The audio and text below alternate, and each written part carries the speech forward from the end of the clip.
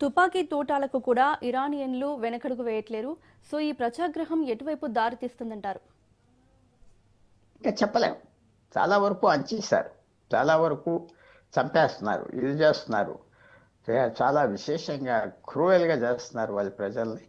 అది ఇంకో దేశంలో అయితే అల్లరైపోతుంది. ఇరాన్ పూర్తిగా ఒక రిలీజియస్ డిక్టేటర్షిప్ ఉన్నది కాబట్టి ఈ 30-40 సంవత్సరాలు చాలామంది బాగుపడ్డారు.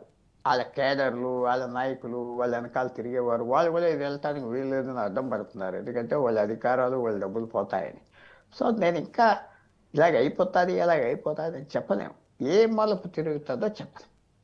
కానీ భారతదేశానికి చాలా ఇంపార్టెంట్, మీకు ఇంకా చెప్పాను ఇందాక. ఏ రకంగా ఇంపార్టెంట్ అంటే, ఒకవేళ ఖమేనీ దిగిపోయి అమెరికా ఇజ్రాయెల్కి తగిన గవర్నమెంట్ వస్తే శాంక్షన్స్ ఎత్తేస్తారు. శాంక్షన్స్ అంటే ఇరాన్ ఆయిల్ కొనకూడదని. ఎప్పుడైతే శాంక్షన్స్ ఎత్తేస్తారో ప్రపంచంలో ఇరాన్ ఆయిల్ మార్కెట్లోకి వస్తాయి, ధరలు పడిపోతాయి. ఆల్రెడీ వెనిజువెలా ఆయిల్ మార్కెట్లోకి వస్తుందని రాగానే ధరలు పడిపోయినాయి. భారతదేశానికి ఎంతో లాభం. ఇంటర్నేషనల్ మార్కెట్లో చమురు ధర ఎలా ఉంటుందంటే, బ్యారెల్ అంటే ఓ పీపా ఆయిల్ 6 నెలల క్రితం $80, తర్వాత 75కి వచ్చి ఇప్పుడు 60 కంటే కూడా తగ్గిపోయింది. 5 సంవత్సరాలు బట్టి తగ్గలేదు. 5 సంవత్సరాలు బట్టి తగ్గని చమురు తగ్గింది. భారతదేశానికి ఎంత లాభం? విశేషమైన లాభం. $1 తగ్గితే పీపా లేకపోతే బ్యారెల్ భారతదేశానికి సంవత్సరానికి 20,000 కోట్లు. 20,000 కోట్లు ధర తగ్గుతాయి. దానివల్ల $10 తగ్గితే 2 లక్షల కోట్లు, $20 తగ్గితే 4 లక్షల కోట్లు. దాంతో ఏమవుతుందంటే మన రూపాయి వాల్యూ పడిపోకుండా మళ్ళీ పెరుగుతుంది. ఎందుకంటే మనకి తక్కువ డాలర్లతో కొనాలి. ఇవన్నీ ఉన్నాయి. ఏదో చూస్తున్నారు. భారతదేశం మాట్లాడలేదు. ఎందుకంటే మనకి ఇరాన్కి సంబంధం ఉన్నది, న్యూట్రల్గా ఉన్నాం. మనకి ఎక్కువ వ్యాపారం వాళ్ళతో లేదు, కానీ కొన్ని అవసరాలు ఉన్నాయి. స్నేహంగా ఉండాలి వాళ్ళతో, తప్పదు. ఒక పెద్ద షియా దేశం, చాలా అవసరాలు ఉన్నాయి. తర్వాత కొత్తగా మనకు ఒక పోర్టు చాబహార్ డెవలప్ చేయటానికి ఇరాన్ ఇచ్చారు. ఆ పోర్టు ద్వారా 700 మైళ్ళు ఆఫ్ఘనిస్తాన్కి కనెక్షన్ వచ్చింది. ఆఫ్ఘనిస్తాన్కి మనం అక్కడి నుంచి ఆ రోడ్డు మీద సప్లై చేస్తున్నాం. ఇప్పుడు ఆఫ్ఘనిస్తాన్ పాకిస్తాన్కి దూరం అయిపోయింది. సో ఇవన్నీ ఉన్నాయి. అంత సింపుల్గా కాదు. భారతదేశం మాట్లాడలేదు. కానీ ఇరాన్లో ప్రభుత్వం మారిపోతే భారతదేశానికి మంచి విశేషమైన, అది మన భారతదేశం ఇంట్రెస్ట్. మనం బయట చెప్పకూడదు, బయట మాట్లాడకూడదు, కానీ అది ఎదురు చూడాలి. సో ఇరాన్లో జరిగే నిరసనల వల్ల ఇరాన్ చరిత్ర గతి మారే టైం వచ్చిందంటారా? చెప్పలేము.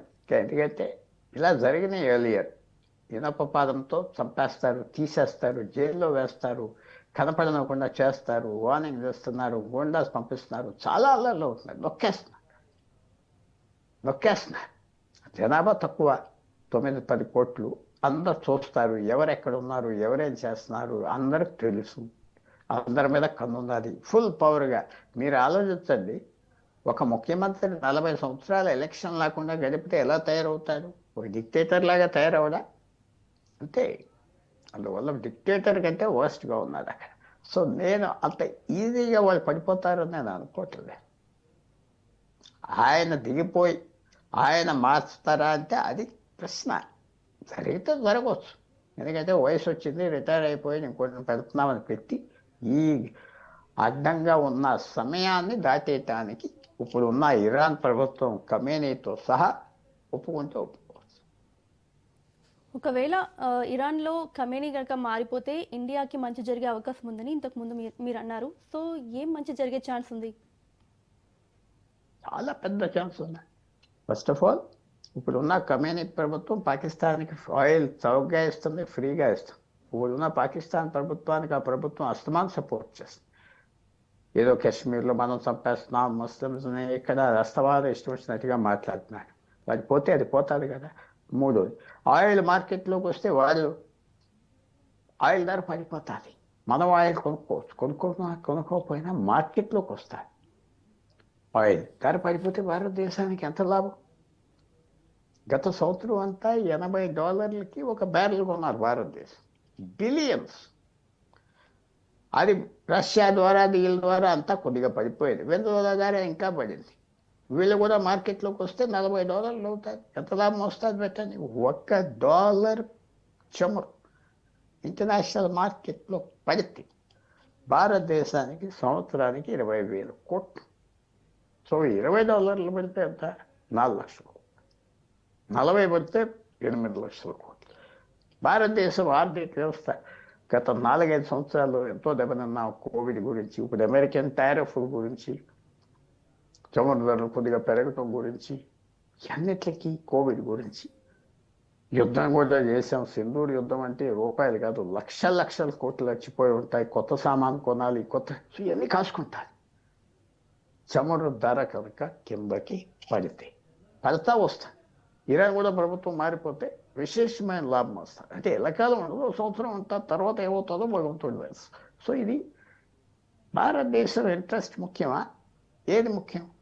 నా అభిప్రాయంలో భారతదేశం ఇంట్రెస్ట్ మనందరికీ ముఖ్యం. ఎందుకంటే మనం ఇక్కడ తింటున్నాం, ఇక్కడ బ్రతుకు. మన దేశంలో చమురు లేదు, ఎక్కువ చమురు కావాలి. చైనా కూడా చమురు కావాలి, కానీ చైనా సోలార్ ఎనర్జీ మీద విశేషంగా డెవలప్ అయిపోయి మనలో వెళ్ళిపోయింది. మనం చీట్లేదు కదా అంతా. సో మనం చమురు మీద డిపెండ్ అవ్వం కాబట్టి ఇరాన్ ఆయిల్ కనుక మార్కెట్కి వస్తే మనం చాలా మంచిది. ఇరాన్ ఆయిల్ మార్కెట్కి ఎలాగ వస్తుంది? అమెరికా ఒత్తిడి తీసేయాలి. అది ఎలా తీస్తుంది? వీడు మారాలి కమ్మని, తర్వాత న్యూక్లియర్ బాంబులు అవి చేయట్లేదు, అది దుకాణం మూసుకున్నాం అంటే భారతదేశానికి అనుకూలం లాభం వస్తుంది. సో ఫైనల్గా ఇరానీలు చేస్తున్న ఈ నిరసనలన్నీ ఏలోపు చల్లారే అవకాశం ఉందంటారు? సో తొందరలో వీళ్ళ నిరసనలన్నీ తగ్గి అక్కడ పరిస్థితి అంతా చక్కబడుతుందంటారా? చక్కబడతాది అన్నాం, తగ్గుతున్నట్టుగా కనపడుతుంది. నిరసన తగ్గిపోయాక పరిణామాలు ఏముంటాయి? గంతా మామూలేనా? అది చూడాలి. మళ్ళీ మామూలు పరిస్థితికి వెళ్ళిపోతారా? వాళ్ళు ఆలోచిస్తారా? ఇలా నిరసనలు జరిగాక ఒక 6-7 నెలలు విశేషంగా పోలీసులు పంపించి చంపేయటం, జైల్లో వేయటం, ఇంకా చెప్పలేని క్రూయల్ థింగ్స్ చేస్తుంది. అది ఈసారి చేస్తారా? భయపడతారా? ప్రభుత్వం మారిందా లేదా దాని మీద ఆధారపడతారు. ప్రభుత్వం, వ్యక్తులు కమేనీ మారితే కొద్దిగా మోడరేట్ అవుతుంది అని అందరూ అనుకుంటున్నారు. ఎందుకంటే ప్రపంచం కూడా మారిపోయింది, ఇరానియన్స్ కూడా మారిపోయారు. ఒక 40 సంవత్సరాల క్రితం చదువు ఏం లేదు, ఇప్పుడు ఎక్కువ చదువుకున్నారు. సో ఇవన్నీ ఉన్నాయి. మనం ఎదురు చూడాలి మార్పు కోసం. భారతదేశానికి మంచిది వస్తుందా రాదా ఎవరు చెప్పలేం. ఎన్నో పరిస్థితులు ఉన్నాయి, ఎన్నో అడ్డాలు ఉన్నాయి. జరిగితే జరగవచ్చు, చూద్దాం. కొన్ని రోజులు పడతారు. థ్యాంక్ యూ పుల్లారావు గారు, స్పెషల్ డిబేట్లో పాల్గొనేందుకు. Thank you so much.